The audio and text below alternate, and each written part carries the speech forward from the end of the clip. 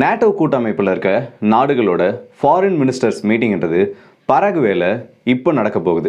அதுக்காக அமெரிக்காவோட state secretary Anthony Blinken அவர்கள் அந்த மீட்டிங் அட்டன் பண்ணுறதுக்கு போயிருக்காரு. அதுக்கு முன்னாடி அவர் கொடுத்த ப்ரெஸ் ரிலீஸில் ஒரு விஷயத்த சொல்லியிருக்காரு. உக்ரைன் கிட்ட நாங்கள் தெளிவாக ஒரு விஷயத்த சொல்லிட்டோம். உக்ரைனை டிஃபெண்ட் பண்ணுறதுக்கு நீங்கள் என்ன பண்ணாலும் அமெரிக்கா அதுக்கு சப்போர்ட்டாக நிற்கும்.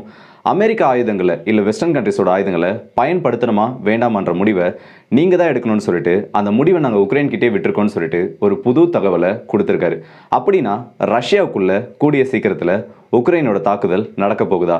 உக்ரைனோட தாக்குதல் நடந்துருச்சுன்னா இல்லை உக்ரைனோட தாக்குதல் நடக்கிறதுக்கு முன்னாடியே உக்ரைனுக்குள்ள ஒரு நியூக்ளியர் எக்ஸ்ப்ளோஷன் நடக்கணும்னு சொல்லிட்டு இப்போ ரஷ்யாவோட திங்க் டேங்க் மெம்பர்ஸ் ஒரு புது விஷயத்தை ரஷ்யாவுக்கு ஒரு பரிந்துரையாக பண்ணியிருக்காங்க. ஏதோ ஒன்று இந்த ரஷ்யா உக்ரைன் போரில் இன்னும் கொஞ்ச நாளில் நடக்க போகுது. இது எல்லாத்தையுமே இந்த பதிவில் டீட்டெயிலாக பார்த்துலாம். ஸோ வாங்க வீடியோக்குள்ளே போயிடலாம். நான் உங்கள் எல்லாருக்கே தமிழ் புருஷன் டிபி ட்ரெண்டிங்ஸ்.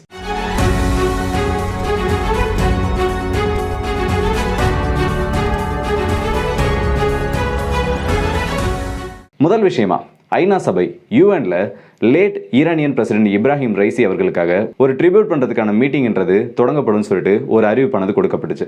ஆனால் அமெரிக்கா அதுக்கு என்ன சொல்லியிருக்காங்கன்னா, இந்த ஒரு கூட்டத்தில் நாங்கள் பங்கேற்க மாட்டோம், இந்த கூட்டத்திலிருந்து நாங்கள் விலகிறோம்னு சொல்லிட்டு இந்த இப்ராஹிம் ரைசிக்கான அந்த ட்ரிபியூட் மீட்டிங்லேருந்து விலகிறதா ஒரு அறிவிப்பை கொடுத்துருக்காங்க.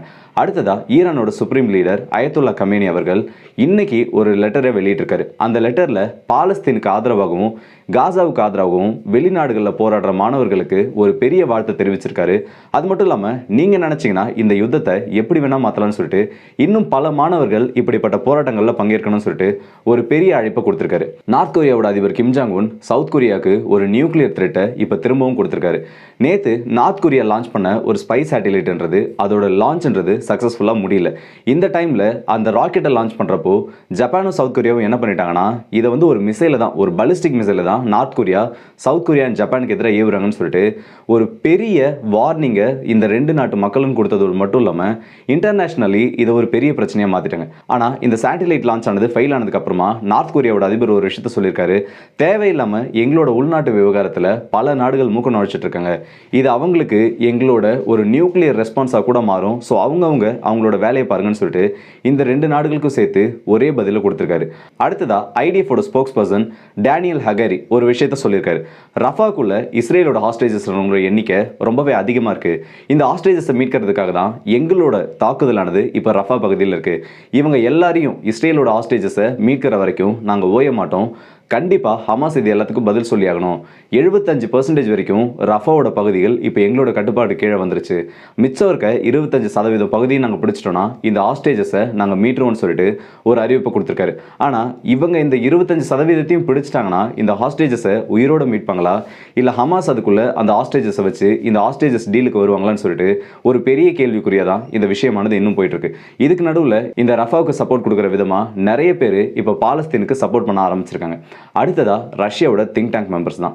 ரஷ்யாவை பொறுத்த வரைக்கும் ஒரு நியூக்ளியர் எக்ஸ்ப்ளோஷன் ரொம்ப ஒரு ஹெவியாக இல்லாமல் ஒரு மீடியம் நியூக்ளியர் எக்ஸ்ப்ளோஷனையாவது உக்ரைனுக்குள்ளே பண்ணாதான் வெஸ்டர்ன் கண்ட்ரிஸ் ரஷ்யாவோட பவரை புரிஞ்சுக்கோங்க. ரஷ்யா வந்து எல்லா டைமும் நாங்கள் இதை பண்ணுவோம் அதை பண்ணுவோம்னு சொல்லிட்டு வெறும் வார்த்தைகளாலேயே சொல்லிட்டு இருக்கிறதுனால இது ஒரு வேர்டு வாராக தான் மாறிட்டு இருக்கு. வார்த்தை போரா இருக்கிறதே தவிர யாருமே இதை சீரியஸாக எடுத்துக்க மாட்டேங்கிறாங்க. இந்த பிரச்சனையோட தீவிரத்தன்மையை உணர்த்தணும். ஏன்னா இன்னைக்கு கூட பராகுவேல இந்த நேட்டோட ஃபாரின் மினிஸ்டர்ஸ் மீட்டிங்ன்றது நடக்க போகுது. இப்போ நடக்க போகிற இந்த மீட்டிங் ரொம்பவும் ஒரு முக்கியமான விஷயம். ஒன்று உக்ரைனுக்கு சப்போர்ட் பண்ணுறது மட்டும் இல்லாமல் இன்னொன்று Ukraine US made weapons and western made வெப்பன்ஸை ரஷ்யாவோட டீப் டெரிட்டரிக்குள்ளே பயன்படுத்த போகிறத பற்றி முக்கியமான டிஸ்கஷன்ஸ் எல்லாம் இந்த ஒரு மீட்டிங்கில் நடத்தப்பட போகுது. ஒருவேளை இதில் அந்த கிரீன் சிக்னல் இல்லை இந்த அப்ரூவல் கிடச்சிருச்சுன்னா அடுத்தது ரஷ்யன் டெரிட்டரிக்குள்ளே இந்த உக்ரைனோட வெஸ்டர்ன் மேட் வெப்பன்ஸை பயன்படுத்தி ஒரு தாக்குதலானது நடத்தப்படலாம். ஸோ அவங்க முந்திக்கிறதுக்கு முன்னாடி நம்ம ரொம்பவும் தெளிவாக இந்த விஷயத்தில் முன்னாடியே அடிச்சாகணும்.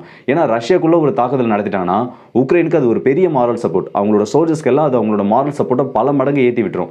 உக்ரைன் அதை வச்சு நிறைய ப்ரொபகண்டா பண்ண ஆரம்பிச்சிருவாங்க.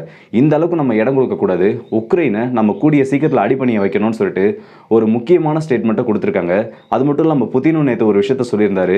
அமெரிக்கன் மேட் வெப்பன்ஸ் மட்டும் ரஷ்யன் டெரிட்டரிக்குள்ளே தாக்கப்பட்டுச்சுன்னா அன்னையிலிருந்து ரியல் வார்ன்றது இந்த உலகத்தில் ஆரம்பிக்கும்னு சொல்லிட்டு அவரும் அவர் பங்குக்கு ஒரு எச்சரிக்கையை கொடுத்துருக்காரு. அடுத்ததா போலாந்தில் ஒரு மாஸ் கிரேவ்ன்றது கண்டுபிடிக்கப்பட்டிருக்கு.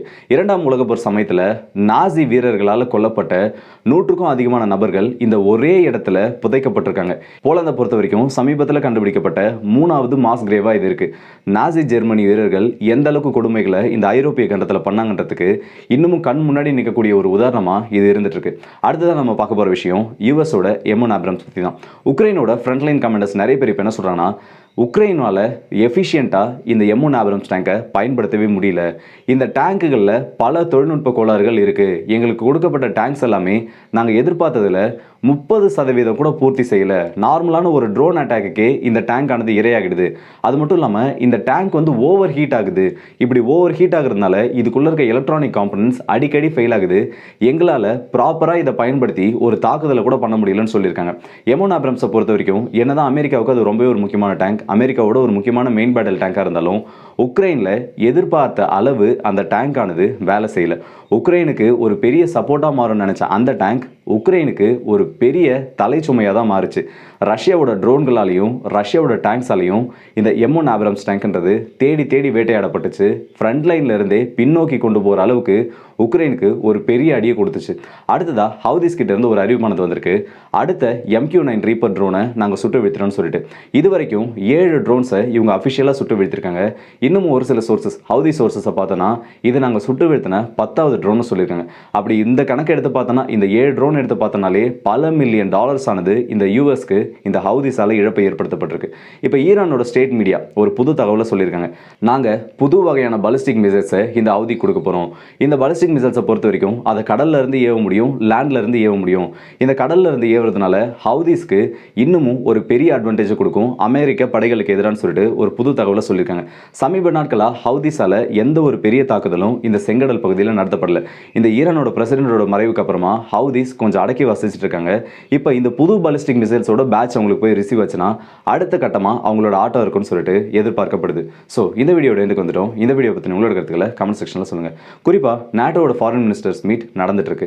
இன்னொரு பக்கம் ரஷ்யாவோட திங்க் டேங்க்ல இருந்து நியூக்ளியர் எக்ஸ்ப்ளோஷன் நம்ம உக்ரைனில் பண்ணியாகணும்னு சொல்லியிருக்காங்க. இது இந்த வாரம் எந்த அளவுக்கு கொண்டு போகுது. அடுத்ததா F-16 பற்றி முக்கியமான ஒரு விஷயத்தை ரீசெண்டாக ரஷ்யன் ரேடார்ஸ் மேலே உக்ரைன் வேணும்னே பண்ணக்கூடிய தாக்குதலும் இதுக்கும் F-16க்கும் என்ன சம்மந்தம் இருக்குன்னு சொல்லிட்டு நம்ம அடுத்த வீடியோவில் பார்க்கலாம். ஸோ அடுத்த வீடியோ சந்திப்போம். அதுவரை உங்களை விடைபெறுவது உங்கள் ஆர்கே.